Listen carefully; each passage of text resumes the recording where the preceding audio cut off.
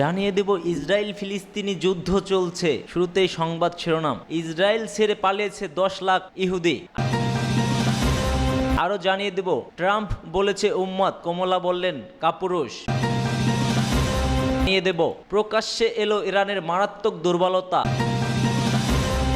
এবং সর্বশেষ জানিয়ে দেব, এতক্ষণ শুনছিলেন সংবাদ শিরোনাম, এবার বিস্তারিত।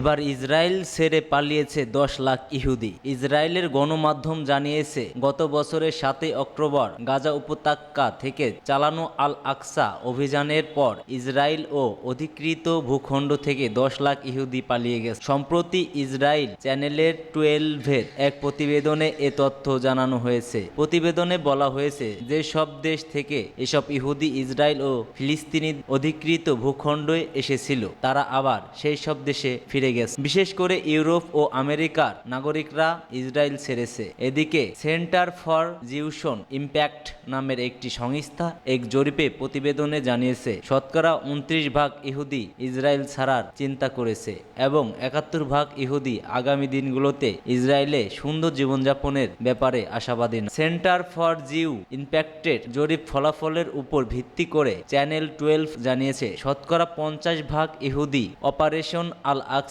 স্ট্রামে আহত হয়েছেন অথবা আহত এমন কাউকে চেনেন না, জানেন না। এই সমীক্ষায় দেখা গিয়েছে, শতকরা 84% ইহুদি ইসরায়েল সরকারের কূটনীতিতে সন্তুষ্ট নয়। এছাড়া জরিপে অংশগ্রহণকারীদের মধ্যে 69% ইহুদি বিশ্বজুড়ে ইসরায়েলের বিরোধিতাকে সামরিক হুমকির মতো বিপজ্জনক বলেও মনে করেন। সূত্র ইরানা। ট্রাম্প বলেছে উম্মত, কমলা বললেন কাপুরুষ। মার্কিন ভাইস প্রেসিডেন্ট কমলা হ্যারিস পরোক্ষভাবে সাবেক প্রেসিডেন্ট ডোনাল্ড ট্রাম্পকে সমালোচনা করেছেন। গতকাল রোববার তিনি বলেছেন, আসন্ন 5 নভেম্বর প্রেসিডেন্ট নির্বাচনে তার প্রতিদ্বন্দ্বী একজন কাপুরুষ। বিরোধীদের মধ্যে হেয় করাটাই তার রাজনীতির কেন্দ্রবিন্দু। ভোটযুদ্ধে গুরুত্বপূর্ণ অঙ্গরাজ্য হিসেবে বিবেচনায় পেনসিলভানিয়ায় নির্বাচিত সমাবেশে দেওয়ার বক্তব্য কমলা হ্যারিস এমন কথা বলেছেন। পেনসিলভানিয়ায় সমাবেশে কমলার সঙ্গে তার রানিং মেট ও মিনেসোটার গভর্নর টিম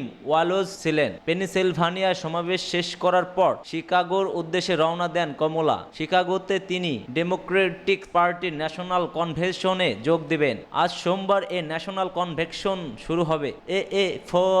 এএফপির এক প্রতিবেদনে বলা হয়েছে, কমলা হ্যারিস ইতিমধ্যে শিকাগোতে পৌঁছেছেন। এর আগে পেনসিলভানিয়া সমর্থকদের উদ্দেশ্যে দেওয়া বক্তব্যে কমলা হ্যারিস বলেন, কয়েক বছর ধরে এক ধরনের প্রবণতা দেখা গেছে যে একজন নেতা কতটা হেয় করেছেন এর ভিত্তিতে তার শক্তিমত্তা মাপা হচ্ছে, অথচ সত্যিকার অর্থে তা হওয়ার কথা ছিল না। কমলা বলেন, যে মানুষ অন্য মানুষকে হেয় করতে চান তিনি একজন কাপুরুষ। তবে তিনি সরাসরি ট্রাম্পের নাম উল্লেখ করেননি। ট্রাম্প নিজেও গত শনিবার পেনসিলভানিয়ার পূর্ব অঞ্চলে সমাবেশে অংশ নিয়েছিলেন। সেখানে তিনি কমলা হ্যারিসকে উম্মাদ বলে উল্লেখ করেন। জনমত ও জরিপগুলোতে দেখা গেছে, নির্বাচন প্রচারে নতুন করে গতি এনেছে কমলা হ্যারিস। সাবেক প্রেসিডেন্টের ট্রাম্পের সঙ্গে জাতীয়ভাবে এক পেনসিলভানিয়া সহ 8টি প্রতিযোগিতামূলক অঙ্গরাজ্যগুলোতেও ব্যবধান মিটিয়ে ফেলেছেন। এটি তাকে ডেমোক্রেটিক প্রেসিডেন্ট জো বাইডেনের উত্তরসূরি হিসেবে বাছাই করার ক্ষেত্রে একটি গুরুত্বপূর্ণ ভূমিকা রাখবে। নভেম্বরে নির্বাচনে জিতলে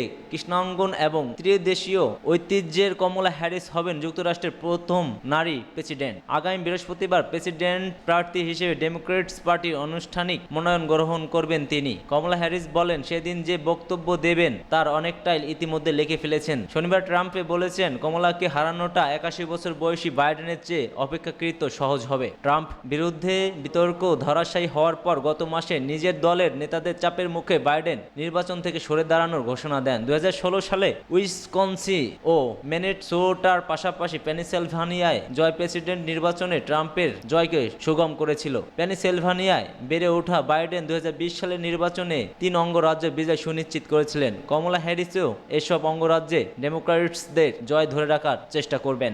প্রকাশ্যে এলো ইরানের মারাত্মক দুর্বলতা। ফিলিস্তিনের স্বাধীনতাগামী সংগঠন হামাসের রাজনৈতিক প্রধান ইসমাইল হানিয়া হত্যার শিকার হওয়ার পর ইসরায়েলে হামলার হুমকি দিয়েছে ইরান। ওই হুমকির পর পেরিয়ে গেছে কয়েক সপ্তাহ, কিন্তু এখনো ইসরায়েল হামলা চালায়নি ইরান। দেশটি কেন এখনো ইসরায়েলে হামলা চালায়নি তা নিয়ে নানা জল্পনা কল্পনা শুরু হয়েছে। পরে এ নিয়ে মুখ খুলতে বাধ্য বাধ্য হয়েছে ইরানের কর্মকর্তারাও। আগে হোক বা পরে ইসরায়েলের হামলা চালাবেই ইরান, পশ্চিমাদের মধ্যে এমন বিশ্বাস প্রবল। তবে ইরানের কর্মকর্তারা বলেছেন গাজা নিয়ে চলমান যুদ্ধবিরতি এ হামলার ডেডলাইন, অর্থাৎ ওই আলোচনা ভেঙে গেলে বা যদি মনে হয় ইসরায়েলের ইচ্ছা করে আলোচনা দীর্ঘায়িত করেছে, তাহলে ইহুদিবাদী রাষ্ট্রের হামলা চালাবে ইরান। তবে এই আলোচনা কতদিন চলতে দেবে ইরান, সে ইঙ্গিত এখনো পাওয়া যায়নি। দিন দিন এটা স্পষ্ট হয়ে উঠেছে, এখন ওই যুদ্ধ জড়াতে চায় না ইরান। হানিয়ার হত্যার কয়েক সপ্তাহ পরেও ইসরায়েলে ইরান হামলা না করায় গোয়েন্দা বিশেষজ্ঞরা এমন সিদ্ধান্ত পৌঁছেছে। 2006 সালের ইসরায়েলের সঙ্গে যুদ্ধের ক্ষত সরিয়ে আর্থিকভাবে কিছুটা ঘুরে দাঁড়িয়েছে লেবানন। ইরান যদি এখন ইসরায়েলের হামলা করে বসে, তাহলে সবার আগে টার্গেট হবে দেশটিতে থাকা তেহরানের প্রক্সিরা। এটা ইরান ও লেবাননের খুব ভালো করেই জানা। সম্ভাব্য যুদ্ধের সংখ্যায় লেবাননের ধনীরা দেশ ছেড়েছেন, একই চিত্র ইরানের ভেতরেও দেখা যাচ্ছে। ইরানের এমন দুর্বলতার কথা জেনে ইসরায়েলও যুক্তরাষ্ট্র বা অন্য পশ্চিমারও আপাতত চাচ্ছে না তেল আবিব গাজার বাইরে অন্য কিছু নিয়ে ভাবুক। কিন্তু হানিয়ার হত্যার কাণ্ড সব সমীকরণ বদলে দেয়। বিশেষ করে ইরানের মাটিতে এমন হত্যাকাণ্ড তেহরানের চরম গোয়েন্দা ব্যর্থই নজির, যা স্বাধীনতাভাবে হজম হয়নি সর্বোচ্চ নেতা আয়াতুল্লাহ আলী খামেনেই। এর আগে বারবার ইরানের বিভিন্ন টার্গেট নিখুঁতভাবে হামলা চালিয়েছে ইসরায়েল। নাতানজে ইরানের পারমাণবিক স্থাপনায় হামলা থেকে শুরু করে দেশটির বিভিন্ন গুরুত্বপূর্ণ ব্যক্তিকে আতায়িত হামলায় হত্যা করতে সক্ষম হয়েছিল তেল আবিব। আবার কয়েক মাস আগে ইরান থেকে 300-র বেশি মিসাইল দিয়ে হামলা চালানো হলেও ইসরায়েলের তেমন কোনো ক্ষতি হয়নি। উল্টো সুরক্ষার মোড়কে থাকা নাতানজের কাছে একটি রাডার স্টেশন গত এপ্রিল সার্জিক্যাল স্ট্রাইক চালায় ইসরায়েল। হানিয়ার হত্যাকাণ্ডের মাধ্যমেও এই ধরনের বার্তা ইরানকে দিয়েছে ইসরায়েল। এত নিরাপত্তার মাঝেও হানিয়াকে অনেকটাই নির্বিঘ্ন হত্যা করতে সক্ষম হয়েছিল তেল আবিব। এর মধ্যে ইরানকে ইসরায়েল যে বার্তা দিয়েছে তা হচ্ছে, তোমরা আমাদের নাগালের মধ্যে রয়েছো। ইসরায়েলের এই জাল ছিঁড়ে ইরান বের হতে পারবে কিনা তাও প্রশ্ন সাপেক্ষ। তাই ইসরায়েল হয়তো সর্বশক্তি দিয়ে হামলা চালাতে পারবে না ইরান। মমতা বন্দ্যোপাধ্যায়কে হত্যার হুমকি, ছাত্র গ্রেফতার। গত 9 আগস্ট কলকাতা আর.জি. কর মেডিকেল কলেজ ও হাসপাতালে নির্মমভাবে ধর্ষণ ও হত্যাকাণ্ডে উত্তাল গোটা ভারত। এরই মধ্যে দেশটির পশ্চিমবঙ্গের মুখপাত্র মমতা বন্দ্যোপাধ্যায়কে হত্যার হুমকি দেওয়ায় অভিযোগে এক ছাত্রকে গ্রেফতার করেছে পুলিশ। গ্রেফতারকৃত ওই ছাত্র মমতাকে ভারতের সাবেক প্রধানমন্ত্রী ইন্দিরা গান্ধীর মতো গুলি করে হত্যার হুমকি দিয়ে সোশ্যাল মিডিয়ায় পোস্ট করেছিল। মূলত ওই ছাত্র ইনস্টাগ্রাম পোস্টের ভিতরে তার বিরুদ্ধে অভিযোগ দায়ের করা হয়েছিল। পরে সোমবার তাকে গ্রেফতার করে পুলিশ। ইনস্টাগ্রামে কার্তিস সোশ্যাল মিডিয়ায় নামে একটি হ্যান্ডল থেকে তিনি এসব পোস্ট দেন। তার বিরুদ্ধে ভারতের সাবেক প্রধানমন্ত্রী ইন্দিরা গান্ধীর হত্যাকাণ্ডের মতো করে মুখ্যমন্ত্রী মমতাকেও হত্যা করার অন্যদের উৎসাহিত করা অভিযোগ রয়েছে।